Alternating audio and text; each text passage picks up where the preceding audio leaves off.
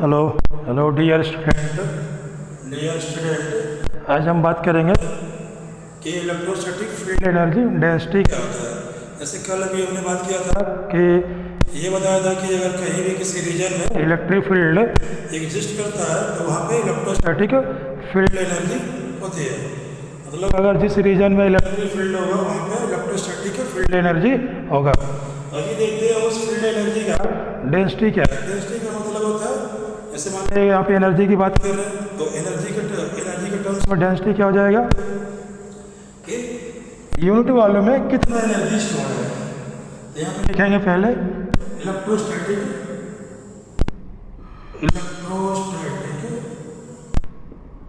Field energy density electrostatic field energy. Density. तो इसके लिए क्या करते हैं, मान लो हमें डिफाइन करना है तो सपोज करो कोई एक मेटेलिक बॉडी लेते हैं, एक कंडक्टर मेटल बॉडी है और इसके इसके ऊपर हम सपोज चार्ज देते हैं, इसको इस मेटेलिक बॉडी को चार्ज करते हैं तो देखेंगे तो क्या होगा। जहाँ पे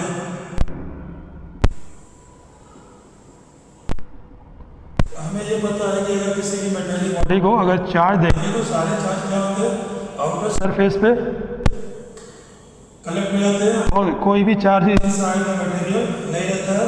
पहली बात। दूसरी बात ये बोला था कि जो सरफेस डेंसिटी होती है सिग्मा वो इनवर्सली प्रोपोर्शनल होता है लोकल रेडियस ऑफ कर्वेचर। क्या मतलब, जहाँ पे ज़्यादा रेडियस ऑफ कर्वेचर कम होगा वहाँ पे चार्ज डेंसिटी ज़्यादा होगा, जहाँ पे रेडियस ऑफ कर्वेचर कम होगा वहाँ पे चार्ज डेंसिटी ज़्यादा होगा।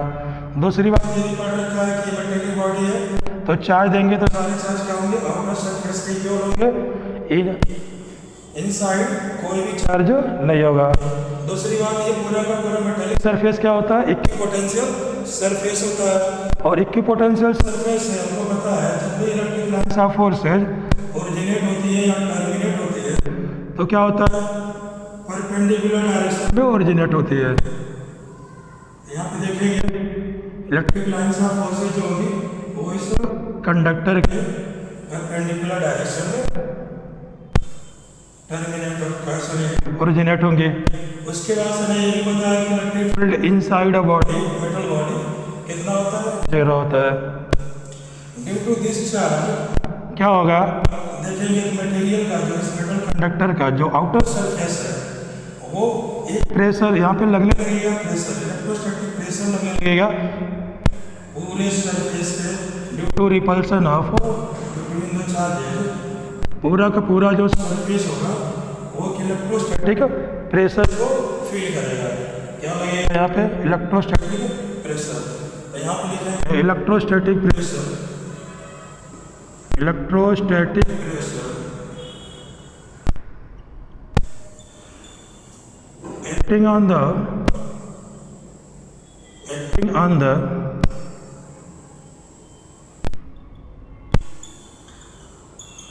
surface of conductor। अगर इसकी बात करते हैं तो E इक्वल टू कितना होता है सिग्मा स्क्वायर का 2 एप्सिलॉन नॉट। यहाँ पे सिग्मा क्या है, जिस पॉइंट पे चाहिए उस पॉइंट का लोकल सरफेस चार्ज डेंसिटी है, sigma local surface charge.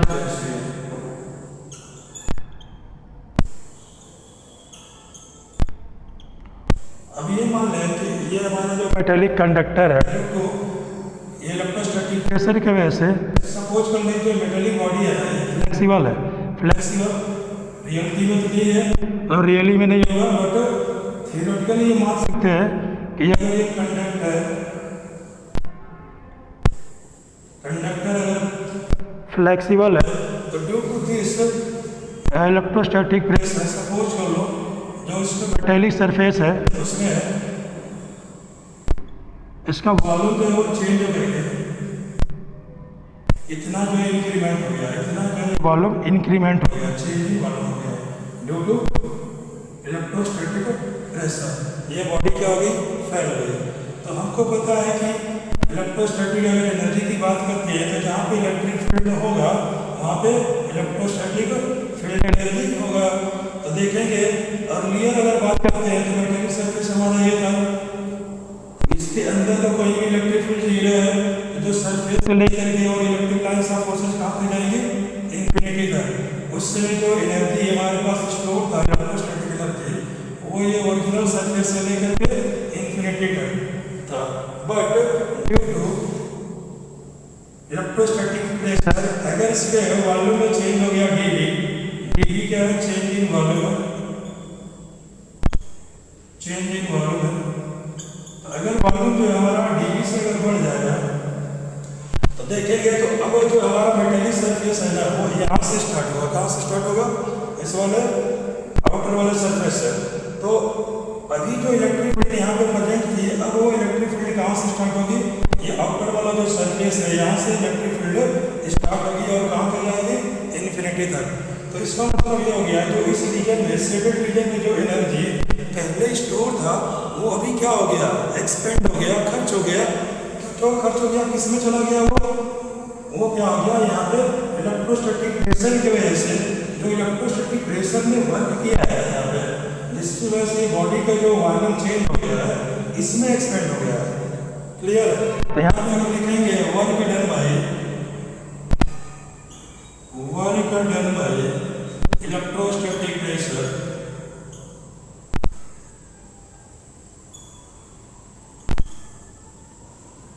To change the volume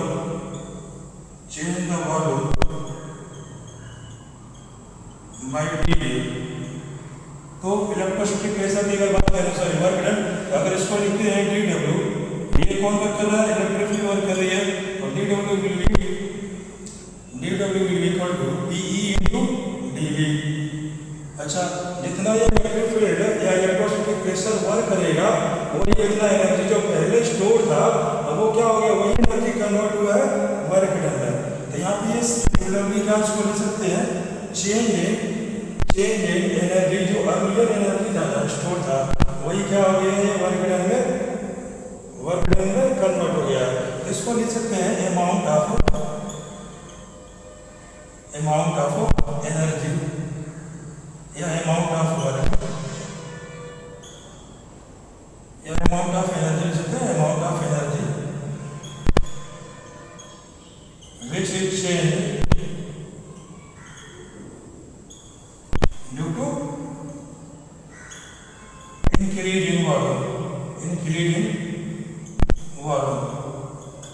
के बढ़ने से जो अमाउंट ऑफ एनर्जी जितनी हमारे पास पहले जो इतनी स्टोर थी डीयू की मिल जाएगी पी इंटू डीवी, ये एनर्जी जो है वो ड्यू टू मेटल फैल गया या एक्सपेंड हो गया बाई अमाउंट डीवी, इसमें क्या हो गया, वो कन्वर्ट हो गया।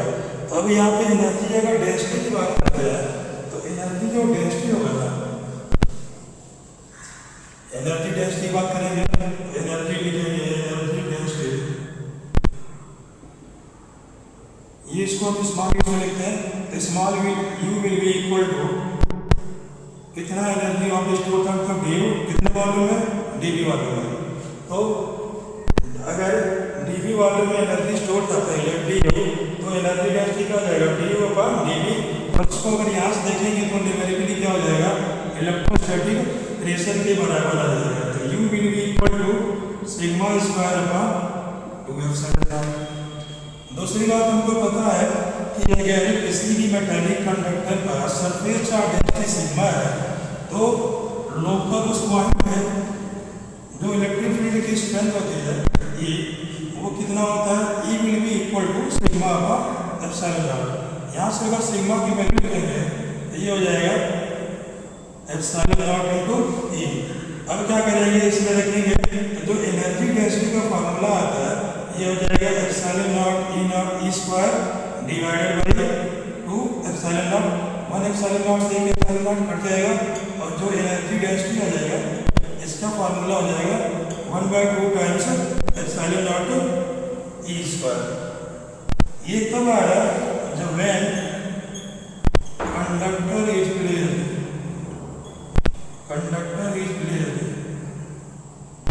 In free space. अगर कंडक्टर हमारा फ्री स्पेस में प्लेस्ड होगा तो एनर्जी डेंसिटी का जो फार्मूला हो जाएगा वो 1/2 times epsilon naught E square हो जाएगा।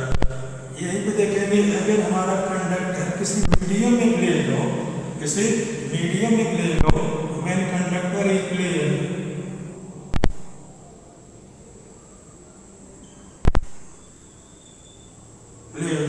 inside a medium, then due to medium polarization, medium क्या होता है, पोलराइज होता है, then जो डेंसिटी ऑफ इलेक्ट्रिक फील्ड होगा, एनर्जी होगा, इलेक्ट्रोस्टैटिक फील्ड है, एनर्जी डेंसिटी हो जाएगा, वो हो जाएगा 1/2 times epsilon naught to epsilon naught E square.